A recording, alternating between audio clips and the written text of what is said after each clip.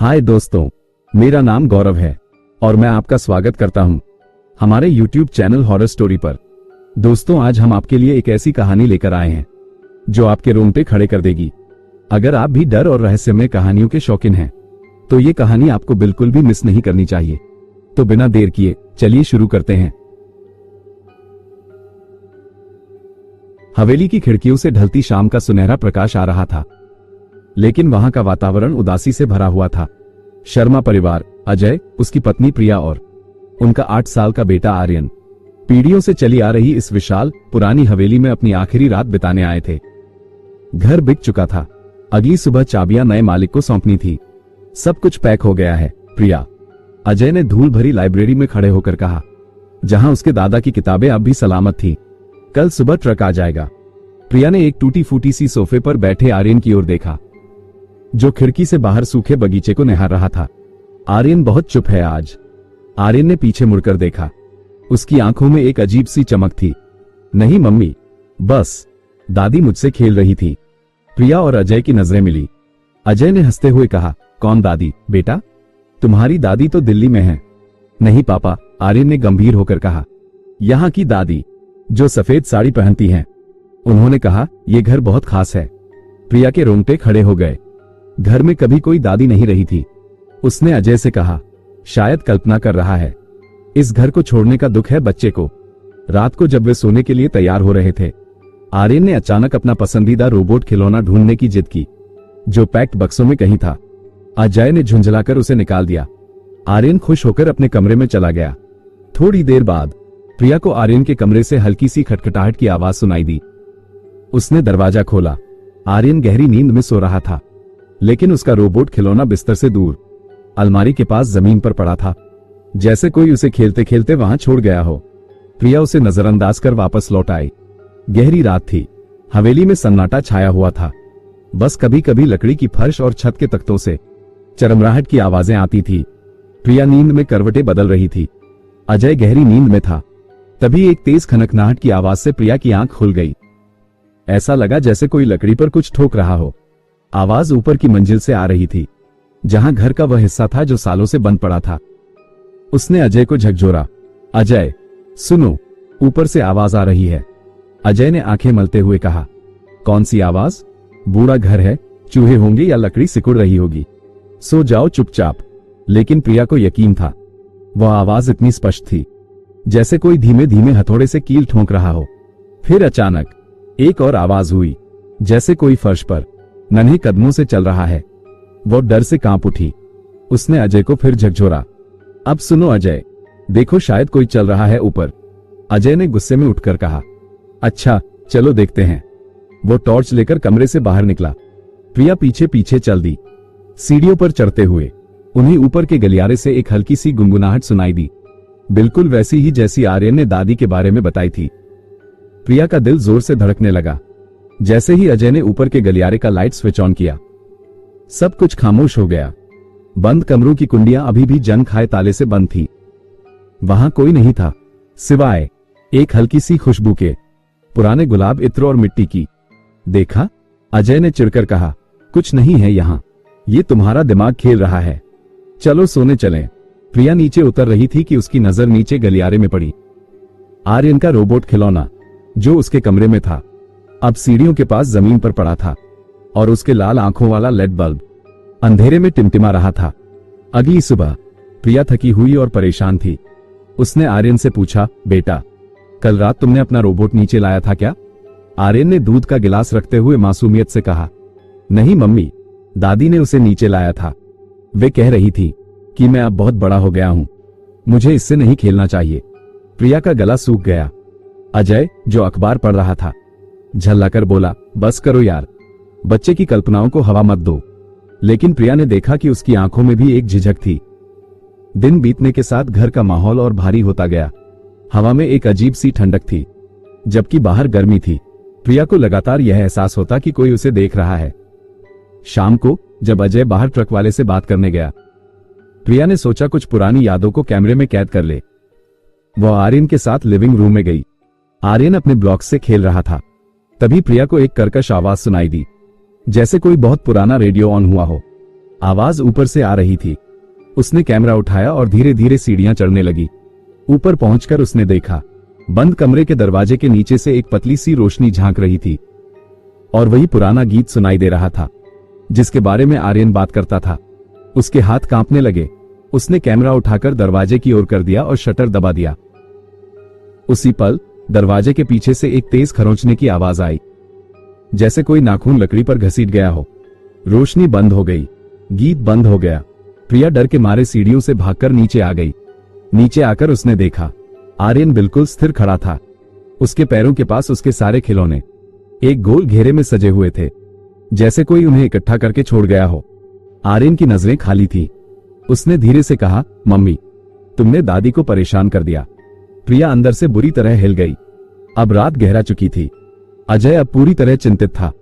प्रिया का कांपना और आर्यन का अजीब व्यवहार उसे भी डरा रहा था। उसने फैसला किया कि वे तुरंत घर छोड़कर नजदीकी होटल चले जाएंगे। जल्दी करो प्रिया, आर्यन को जगाओ और तैयार हो जाओ। मैं बाकी सामान ट्रक में रख देता हूं, अजय ने जल्दबाजी में कहा। प्रिया भागी हुई आर्यन के कमरे में पहुंची। बिस्तर खाली था। उसका दिल धड़कना बंद हो गया। आर्यन, बेटा कहां हो तुम? उसकी आवाज डर से लड़खड़ा रही थी।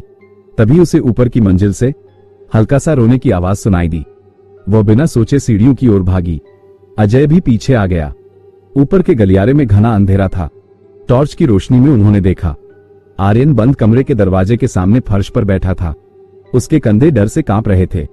आर्यन, यहां क्या कर रहे हो? अजय दौड़कर उसके पास पहुंचा और उसे गले लगा लिया। आर्यन ने रोते हुए अपने पिता की गर्दन में मुंह छिपाते हुए कहा, पापा, मैं नहीं जाना चाहता। दादी कहती हैं ये घर उनका है और वे मुझे यहां रखना चाहती हैं।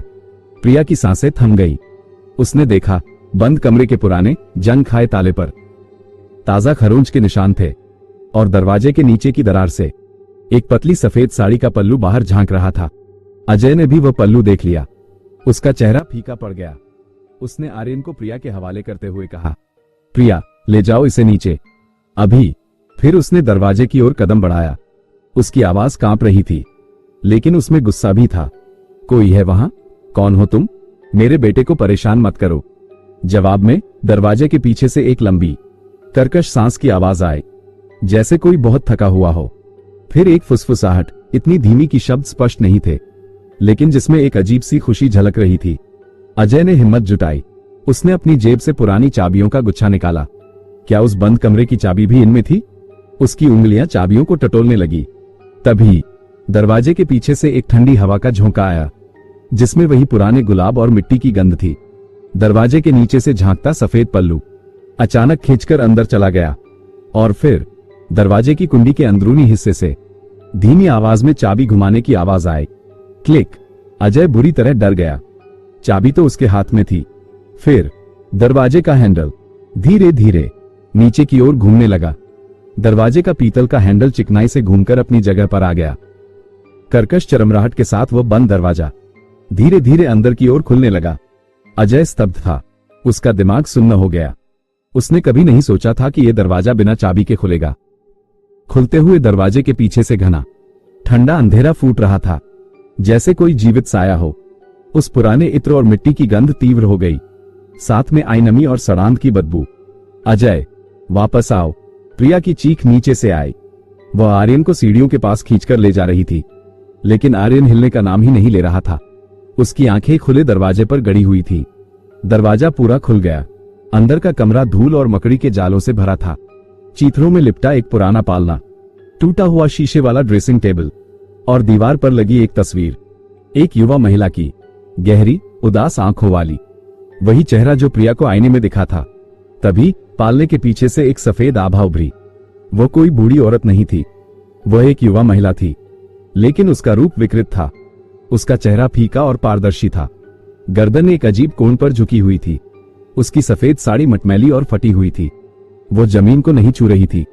यह मेरा घर है, एक फुसफुसाहट, जैसे सूखे पत्तों के झरने की आवाज कमरे में गूंजी। अजय का डर गुस्से में बदल गया। हट जाओ, हमें जाने दो, ये घर अब तुम्हारा नहीं है। उस भूतिया स्त्री का सिर अकस्मात एक झटके के साथ घूमा। उसकी खाली आंखें अजय पर टिक गईं। एक कर्कश, टूटी हुई हंसी फूटी। तुम जाओ, ये लड़का यही रहेगा। वह अब मेरा है। उसने एक पारदर्शी हाथ आर्यन की ओर बढ़ाया। नीचे खड़ा आर्यन झटके से हवा में ऊपर उठने लगा, जैसे कोई अदृश्य शक्ति उसे हवा में उड़ा रही हो। तभी प्रिया चीखती हुई आर्यन को जोर से पकड़कर नीचे खींच लाई। अजय ने आगे बढ़कर दरवाजे के पास पड़ी एक पुरानी लोहे की रोड उठाई और उसे भूतिया स्त्री की ओर उछाल दिया। लोहे की रोड सीधे उसके शरीर से गुजर गई, दीवार से टकराकर गिर गई। उस आकृति का मुंह एक अजीब सी चौड़ी मुस्कान में खिंच गया और वह डरावनी हंसी हंसते हुए बोली, तुम कुछ नहीं कर सकते। ये घर मेरी यादों से बना है, मेरे दुख से, मेरे रोष से। उसके शब्दों के साथ कमरे की हवा और ठंडी हो गई। दीवारों से काली नमी रिसने लगी, छत से धूल के गुबार गिरे। प्रिया ने आवाज लड़खड़ाते हुए पूछा, आर्यन को अपने पीछे छिपाते हुए, तुम कौन हो? तुम्हें आर्यन से क्या चाहिए? भूतिया स्त्री का चेहरा विकृति में बदल गया। मैं अधूरी हूं। उन्होंने मुझे यहां कैद किया, मेरे बच्चे को छीन लिया। उसने ड्रेसिंग टेबल की ओर इशारा किया। टूटे शीशे पर खून के जैसे लाल अक्षरों से लिखा था, अनाथ। ये कमरा मेरी कोठरी थी। वो फुसफुसाई, उसकी आवाज में अथाह पीड़ा थी। मेरे बच्चे को दूर भेज दिया, मैं यहीं मर गई अकेली। रोती हुई उसकी आंखों से खून के आंसू बहने लगे। आर्यन मुझे देख सकता है, वो मेरा परिवार बनेगा यहां हमेशा के लिए। मैं अकेली नहीं रहूंगी। उसने फिर से हाथ बढ़ाया। इस बार पूरा कमरा कांपने लगा। दरवाजे के फ्रेम से दरारें फैलने लगी। अजय कुछ करो, प्रिया चीखी। अजय ने नजर घुमाई। उसकी नजर दीवार पर लगी उस तस्वीर पर पड़ी। तस्वीर के फ्रेम में पीछे की तरफ पीले पड़े कागज का एक टुकड़ा दिखाई दिया। बिना सोचे उसने तस्वीर उतारी और कागज निकाला। यह एक पुराना पत्र था, लिखावट धुंधली थी। उसने जोर से पढ़ा, प्रिय सरोज, हमें खेद है, लेकिन तुम्हारा बेटा जन्म के बाद नहीं बचा। डॉक्टरों ने कहा कमजोर था, हमने उसे शांति से दफना दिया। तुम स्वस्थ हो जाओ, फिर बात करेंगे, धैर्य रखो। पत्र पढ़ते ही भूतिया स्त्री सरोज का चेहरा विकराल विस्मय से भर गया। उसकी फैली आंखों से खून के आंसू रुक गए। तुम झूठ बोल रहे हो, वो चीखी। उसकी चीख कान फाड़ने वाली थी। कमरे की खिड़कियां कांप उठी। वो जीवित था, उन्होंने उसे ले लिया। मुझसे झूठ बोला। उसका रूप अस्थिर होने लगा। सफेद साड़ी की आभा धुंधली पड़ने लगी। कमरे की ठंडक कम हुई। सरोज, अजय ने दृढ़ता से कहा। उसका दिल तेजी से धड़क रहा था। तुम्हें धोखा दिया गया, तुम्हारा बेटा बचा नहीं। ये बहुत बुरी घटना थी, लेकिन आर्यन तुम्हारा बेटा नहीं है, वो हमारा बेटा है। तुम्हारी यादों में कैद होकर उसे भी तुम्हारी तरह दुखी मत करो। सरोज के भूतिया रूप में उथल पुथल मच गई। वो चीखती रही, नहीं, ऐसा नहीं हो सकता, तुम झूठ बोल रहे हो। लेकिन उसकी आवाज कमजोर पड़ रही थी। उसका स्वरूप और धुंधला होता जा रहा था, जैसे धुएं का गुबार। तभी आर्यन ने प्रिया के पीछे से अपना सिर निकाला। उसकी आंखों में डर था, लेकिन उसने एक शब्द फुसफुसाया, दादी दुखी हैं, मम्मी। उसने अपना छोटा सा प्लास्टिक का खिलौना घोड़ा निकाला, जो वह हमेशा अपनी जेब में रखता था, और उसे धीरे से ऊपर खुले दरवाजे की ओर फर्श पर रख दिया। लो दादी, तुम्हारा घोड़ा। तभी एक पूर्ण भयावह चुप्पी छा गई। फिर एक हल्की सी सिसकी की आवाज आई। सरोज का धुंधला रूप खिलौने घोड़े के ऊपर झुका। एक पारदर्शी हाथ ने उसे उठाने की कोशिश की, लेकिन हाथ घोड़े से गुजर गया। एक अनंत दुख भरी कराह के साथ सरोज का भूतिया रूप फैलकर गायब होने लगा, जैसे धुएं के छल्ले। कमरे की ठंडक गायब हो गई, रिश्ती नमी सूख गई। दरवाजे के फ्रेम की दरारें अचानक भर गईं, जैसे कभी थी ही नहीं। खुला दरवाजा अपने आप धीरे से बंद हो गया। कुंडी की क्लिक की आवाज आई। नीचे आर्यन ने गहरी सांस ली और प्रिया से लिपट गया। दादी चली गईं, मम्मी। वे अब दुखी नहीं हैं। अजय और प्रिया एक दूसरे को देखते रहे, कांपते हुए। हवा में बस पुराने कागज और धूल की गंध रह गई थी। नीचे हॉल में आर्यन का रोबोट खिलौना अपने आप बंद हो गया। उसकी लाल आंखों की रोशनी हमेशा के लिए मिट गई। सुबह की पहली किरणें हवेली के खिड़कियों से अंदर झांक रही थी। ट्रक चालक ने आखिरी बक्सा लाद दिया। अजय ने नए मालिक को चाबियां सौंपते हुए एक पल को ऊपर उस बंद कमरे की ओर देखा। वो खिड़की अब शांत और सूर्य से जगमगा रही थी। प्रिया ने आर्यन को गाड़ी में बैठाया। सब ठीक है बेटा? आर्यन ने खिड़की से हवेली को निहारते हुए मुस्कुराया। हाँ मम्मी, दादी अब खुश हैं। उन्हें घोड़ा पसंद आया। गाड़ी चल पड़ी। पीछे मुड़कर प्रिया ने देखा, पुरानी हवेली धूप में नहा रही थी। उसकी दीवारों से अब भारीपन गायब था, जैसे कोई बोझ उतर गया हो। शायद सचमुच मुक्त हो गई तुम, सरोज। प्रिया ने मन ही मन सोचा। अजय का हाथ उसके हाथ पर आया। कल नए घर में आर्यन का कमरा खुद सजाएंगे? प्रिया ने सिर हिलाया। आंखों में चमक लौट आई थी। हाँ, बिल्कुल नए सिरे से। सामने बैठा आर्यन धीरे से गुनगुनाने लगा, वही पुराना गाना, लेकिन अब उसमें उदासी नहीं, मासूमियत थी। सूरज पूरी तरह निकल आया था। तो दोस्तों, ये थी आज की कहानी। कैसी लगी यह कहानी आपको? क्या आपके आसपास भी ऐसी कोई डरावनी जगह है जिसके बारे में आप जानते हैं? अपनी राय कमेंट में जरूर बताएं। और अगर आप चाहते हैं कि मैं आपके लिए ऐसी ही और भी कहानियां लाता रहूं, तो इस वीडियो को लाइक करें, ज्यादा से ज्यादा शेयर करें और हमारे चैनल हॉरर स्टोरी को सब्सक्राइब करना न भूलें। आपका सपोर्ट ही मुझे ऐसी कहानियां बनाने के लिए प्रेरित करता है। मिलेंगे फिर से एक नई कहानी के साथ।